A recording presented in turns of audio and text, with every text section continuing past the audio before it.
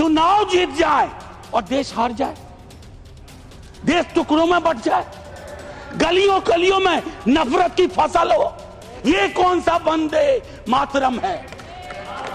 ये कौन सा वंदे मातरम है? शुक्रिया माननीय उपसभापति महोदय। सदन का जिन किसी ने इस पर चर्चा की कोशिश शुरुआत की, इस आइडिया को भी सलाम प्रणाम। एक चीज शुरुआत में कहना चाहता हूं, हरिवंश राय बच्चन जी की आत्मकथा का एक खंड है पहला, जिसका शीर्षक है क्या भूलूं क्या याद करूं।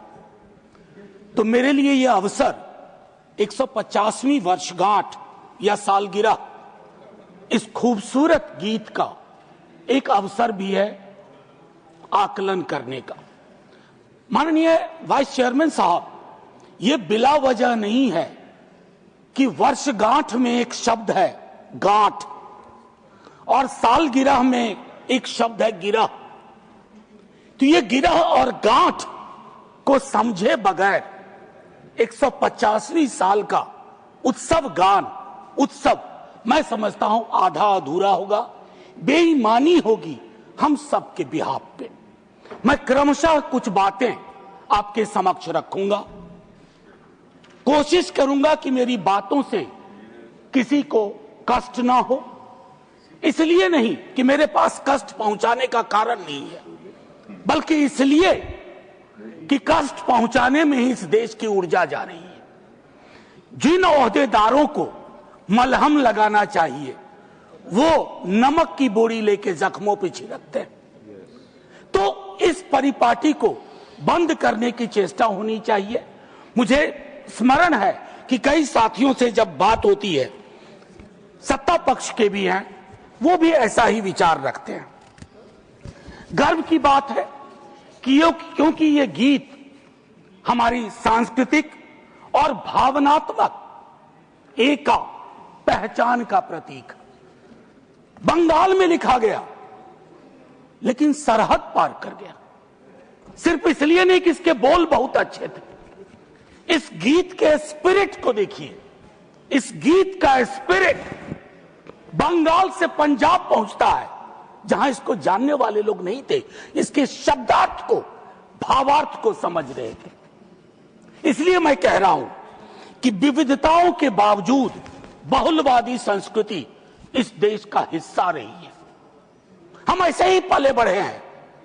कोई नुक्कड़, कोई गली, कोई गांव नहीं है जहां हमने हिंदू, मुसलमान, सिख, ईसाई, नास्तिक ना देखे हों। आजादी की लड़ाई में सबका योगदान, हिंदू, मुसलमान, सिख, ईसाई और नास्तिक भी। अपने जीवन के एक बड़े हिस्से में मैं भी नास्तिक, जब मैंने भगत सिंह को पढ़ा, मैं नास्तिक क्यों, तो मुझे गर्व होता था कि भगत सिंह वाली परंपरा। एक चीज मैं इससे पहले कि कहूं, एक महत्वपूर्ण चीज कहना चाहता हूं। मैं इस सदन में जितनी बार बोला हूं, नेहरू जी जरूर यहां चर्चा में आते हैं। जवाहरलाल नेहरू। सर, मैं कांग्रेस का नहीं हूं, लेकिन अपने को नेहरूवादी मानता हूं, गांधीवादी मानता हूं, अंबेडकरवादी मानता हूं, और परस्पर विरोध नहीं है। इनका तब के वक्त में विरोध था, लेकिन मैं आज कह रहा हूं, अगर कोई ऐसी व्यवस्था हो कि ये पृथ्वी पे आएंगे ना, तो एक मोर्चा बना लेंगे एक साथ मिलकर। आज की हकीकत के संदर्भ में मैं क्यों कह रहा हूं, एक छोटी चिट्ठी, आजकल चिट्ठियां पढ़ी जा रही हैं सर, लेकिन चिट्ठियां पढ़ने में लोग थोड़ी बेईमानी कर रहे हैं। सेमीकोलन के बाद का हिस्सा पढ़ते हैं, पूरा पत्र नहीं पढ़ते हैं। अमृता शेरगिल जी जवाहरलाल नेहरू जी को लिख रही हैं, यह है नवंबर 6, 1937। सर गौर कीजिएगा, बहुत प्यारी खूबसूरत चिट्ठी है। यह चिट्ठी कहती है, उनकी किताब मिली थी आत्मकथा। यह चिट्ठी कहती है, my dear Jawahar, as a rule I dislike biographies and autobiographies.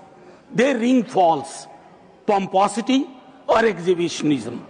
But I think I like yours. You are able to discard your hello. You are capable of saying when I saw the sea for the first time, when others would say, when the sea saw me for the first time.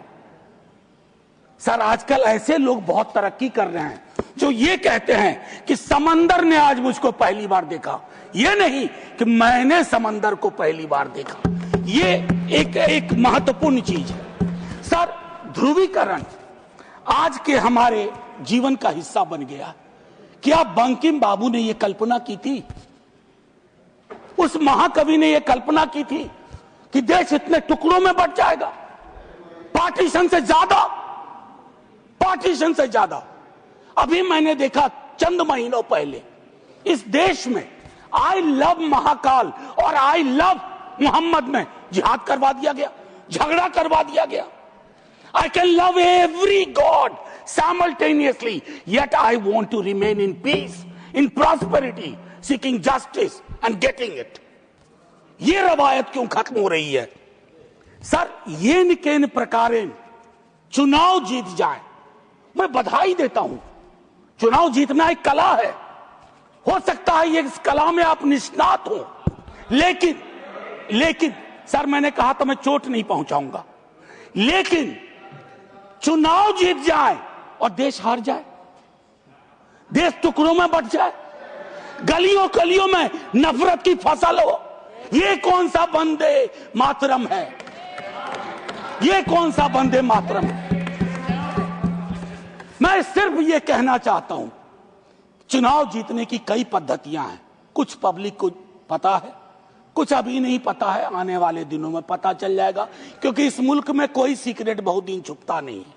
लेकिन एक चीज जो सबके सामने उजागर है कि आप चुनाव के वक्त, चुनाव से पूर्व, चुनाव के दौरान आप किस प्रकार की जुबान बोल रहे हैं। सर, मैं जानता हूं जब तमाम हमारे सीनियर साथी लोग, मंत्री लोग एक दिन तो पब्लिक लाइफ छोड़ के जाएंगे, मैं भी जाऊंगा छोड़ के, सर मैं भी छोड़ के जाऊंगा, लेकिन मूल्यांकन करूंगा मेरी बातों ने कितनों को चोट पहुंचाई है, कितने घर में दीवारें खड़ी कर दी, कितने गांव में तकसीम जैसे हालात कर दिए।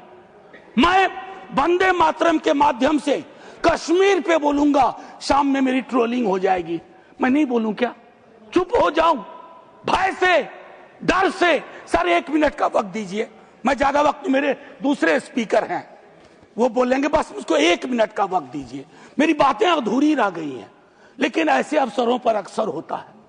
सालगिरह जरूर मनाएं, गिरह का ध्यान रखें, वर्षगांठ जरूर मनाएं, गांठों का ध्यान रखें, और अगर वो न कर पाए तो इतना जरूर करें, इन महापुरुषों को, इनकी रचना को अपनी राजनीति का अवसर न बनाए, औजार न बनाए। और एक आखिरी टिप्पणी करूंगा, पहले भी कह चुका हूं, सर, इस सदन में पक्ष विपक्ष दोनों तरफ महापुरुषों को याद करने वाले लोग हैं। सर, 30 सेकंड और दे दीजिए, न जाने उस कुर्सी में क्या है जो बैठता है, जो बैठते हैं। सर, बस 30 सेकंड दे दीजिए, मैं 30 सेकंड मांग रहा हूं। प्लीज। मैं सिर्फ इतना कहना चाहता हूं, मैंने पहले भी कहा, प्रधानमंत्री जी को एक्चुअली बीजेपी के लोगों को नेहरू का धन्यवाद करना चाहिए। वो पॉलिटिकल लाइफ जैकेट की तरह इस्तेमाल किए जाते हैं। Nehru ji political life jacket. इसलिए कल सदन में एक नेता ने कहा, मैं आज यहां दोहराता हूं, एक दिन तय करिए और तय करिए कि मुकदमा हो।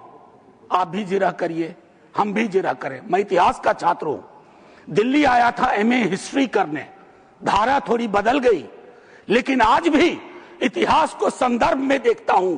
1937, 1905, 1915 की बातें पढ़ूंगा तो पूरा पैराग्राफ पढ़ूंगा, सेमीकोलन के बाद नहीं पढ़ूंगा। और मेरा इतिहास बोध 14 से पहले का है, 14 के बाद का नहीं है। जय हिंद, वंदे वंदे। Thank you. Doctor M Thambidurai ji.